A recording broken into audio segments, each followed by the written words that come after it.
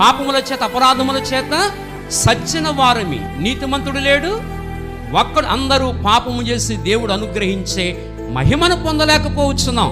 ఆదాము పాపం చేశాడు, అక్కడి నుంచి మనందరం కూడా పాపులమయ్యాం. అయ్యే రక్త మాంసములు పంచుకుని మనం పుట్టాం. జన్మ పాపులమయ్యాం, 2 కర్మ పాపులమయ్యాం. మరణిస్తే ఎక్కడికి వెళ్తాం? నరకానికి.